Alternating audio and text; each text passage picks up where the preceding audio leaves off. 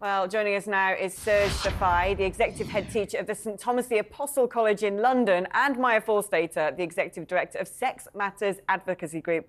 Serge, I'm going to start with you. As a head teacher, have you had to face issues in your school of a child saying, I want to change my pronouns and I don't want the parents to know, and being in that tug of war of, you know, what the school's duty is? And do you think what the government has put in place in the framework of guidelines is enough? Well, first answer is not really. Second, about time and very welcome. Schools have been put in a really difficult position for too long, and I'm glad that finally someone stepped in and seen sense, because it's like everyone's forgotten about puberty and adolescence. These are decisions that need to be taken first and foremost when a child is old enough. But the idea that you wouldn't tell parents. I've been in this job 40 plus years, and I've often told teachers, when you know more about a child than the parents do, with the exception of safeguarding issues, think twice. Tell the parents, get them involved. They've got to be involved. And the fact that some teachers are saying they won't, well, get Ofsted in and get them out of schools, because that's completely wrong. Yeah, the problem here, Serge, is, you know, I agree that this is smacks of common sense, but I agree with the people who say either you have laws about this or it's not going to work. Guidance is one thing. Guidance means you can ignore guidance. Now, I think, I have great respect for teachers, of course, but if a child comes to a teacher at school and says, look, I think I'm in the wrong body, I want to be a girl, I want to be a boy, I mean, that's a profound thing. And I think that the school should then tell the parents. Under guidance, they don't have to, and therefore some won't and some teachers won't. Whilst I applaud the impulse of this guidance, surely it needs to be law, it needs to be stronger than this, so you know exactly where you are. Yeah, well, I couldn't agree more. Let's make it law, but at least this is a first step. It's been ignored now for years, and it is all sorts of really difficult decisions have been made without any guidance at all. And I go back to my main point.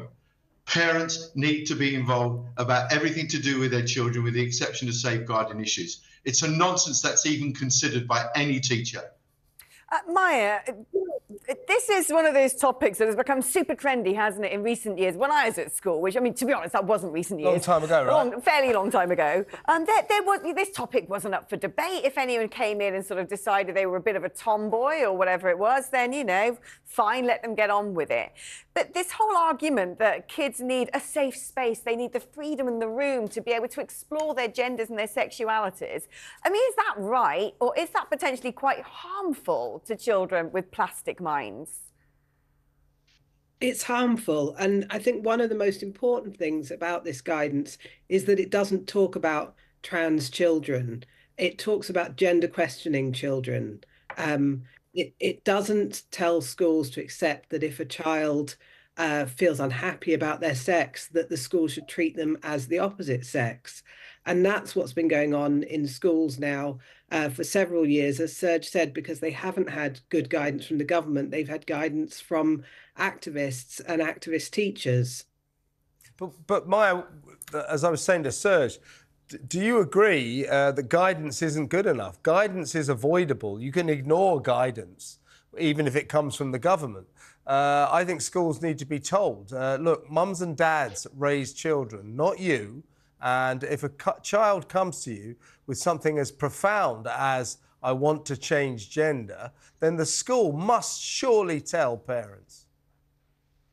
Absolutely, but it's not just about mums and dads. You know, there are mums and dads who are telling schools that they should treat their child as the opposite sex, and schools need to be able to say no to those mums and dads as well. So they need to tell parents if there are any kind of concern about a child's mental health or safeguarding, which would include a child saying that they feel like they were born in the wrong body or they want to change sex. But also schools have to say no to parents that are making these demands on them. So it's not enough just to pass it on to parents. Parents have to be told, but schools have to be able to say, no, your daughter is not your son. we have safeguarding responsibilities for the other children in this school. And this guidance does draw some very clear red lines about, for example, single-sex spaces, changing rooms, toilets, sports, where it says the schools must say no. And also schools must always record what sex a child is. They shouldn't forget what sex a child is. Every teacher should know what sex the children in their care are, all the way up to the age problem of 18. being, though, Maya, your schools must say no. Well, guidance means they don't have to.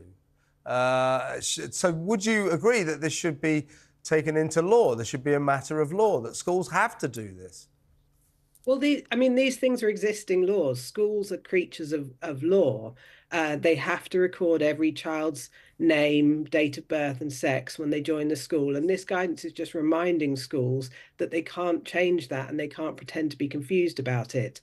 I think where it would be very helpful to draw this more tightly into law is there are statutory safeguarding guidance which is statutory, and at the moment, all it says in that guidance about gender identity is something that Stonewall put in there, which is it's not a safeguarding concern.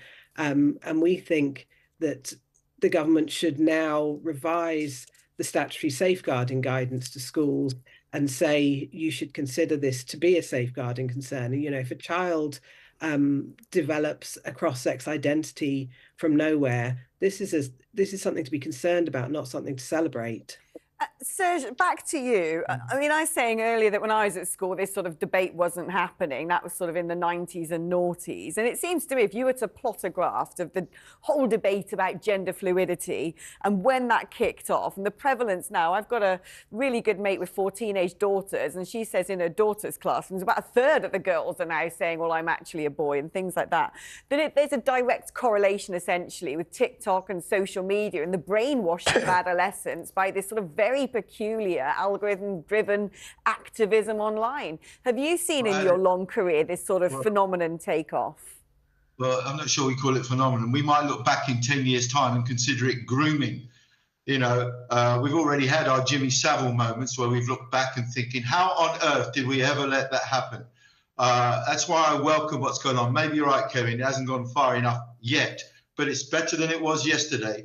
And now you've got head teachers who may not be bullied by activist groups, with other agendas. So, Alex, quite rightly, these ideas never came into the mind of children. Somebody's put them there. And my worry, and we haven't got much control over social media, that it's adults doing it with alternative agendas.